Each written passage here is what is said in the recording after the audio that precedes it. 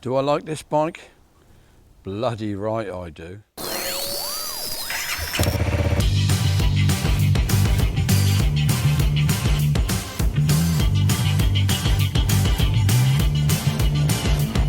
it's time to give it a wash. I've done 3 rides on it now, so better give it a clean down. Right, that's that job done.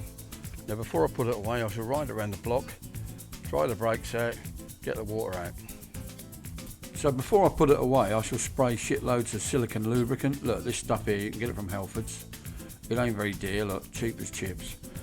And if you whop a load of that in your mud guards underneath and everywhere else, it makes it look nice and clean, displaces water, and the mud don't stick quite so much next time you ride in the shit.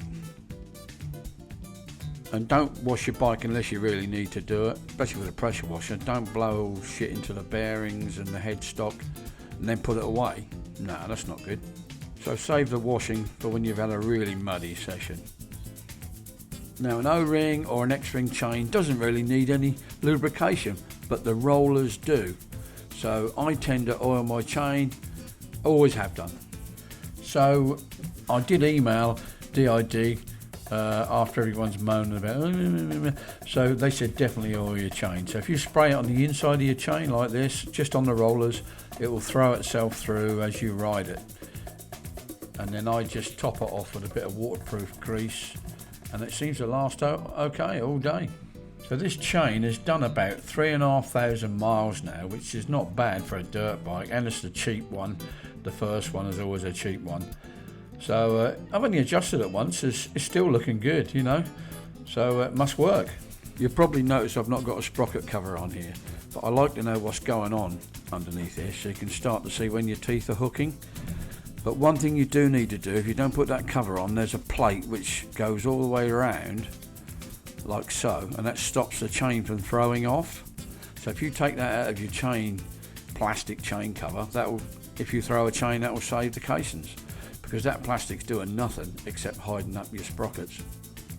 And how many of you have missed a worn sprocket and wondered what that rattling noise was?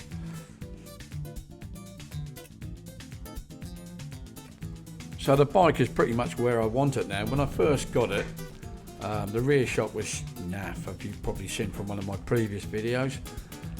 So I put a Hagen on the back, built to my weight, which is, we won't talk about that.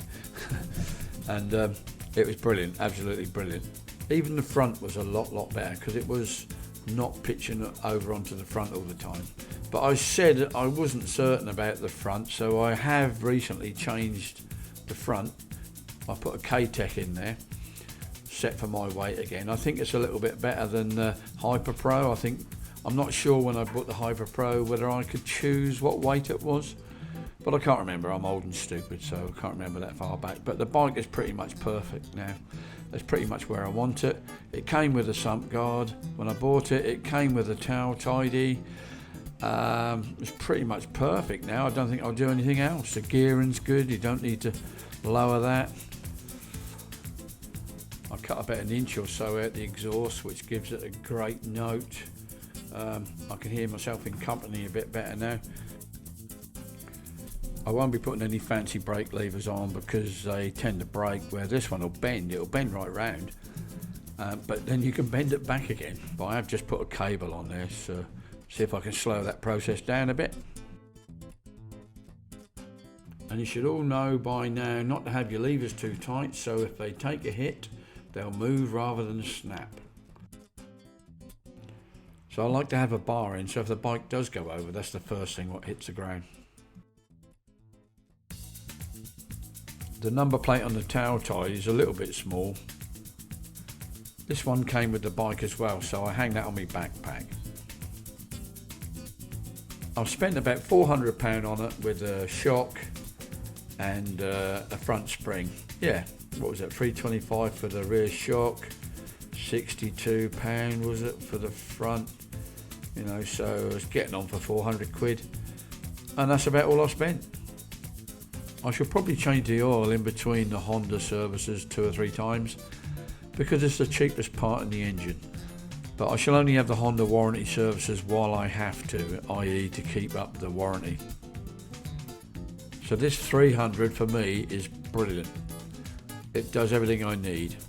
The 250, which I had before this, was bloody good as well. And yes, I have had something to compare it to. I've had a KTM, which I've just sold that. So that's just a bit of an update of how I feel about my CRF 300. I'm not too worried about bling, as you've probably noticed. Just ride the damn thing. Get out there and have some fun.